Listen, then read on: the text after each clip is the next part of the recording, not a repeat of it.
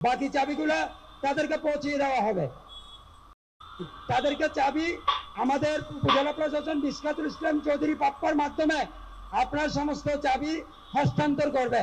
শুধু মাননীয় প্রধানমন্ত্রী আমাদের প্রিয় নেতা জনাব তারেক রহমান তাদের আনুষ্ঠানিক চাবিগুলো প্রদান করবে, বাকি চাবিগুলো তাদেরকে পৌঁছিয়ে দেওয়া হবে।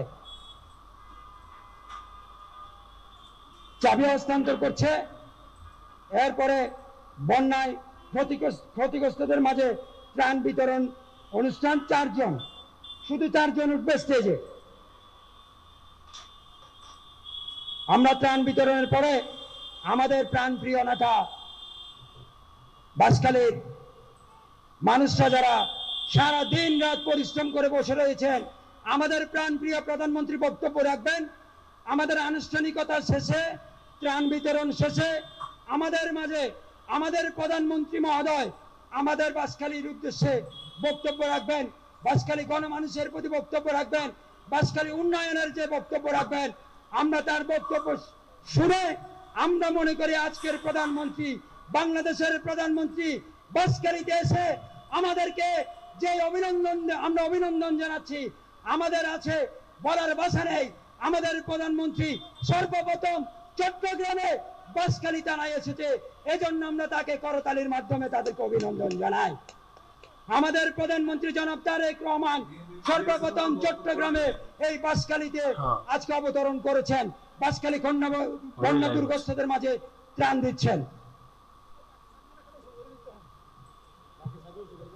আপনাদের সামনে যে চাবিগুলো আপনাদেরকে দেওয়া হয়েছে, যারা ঘরের চাবি পেয়েছেন, আপনারা একটু উঁচু করে ধরেন, উঁচু করে ধরেন, সব চাবিগুলো তোলেন।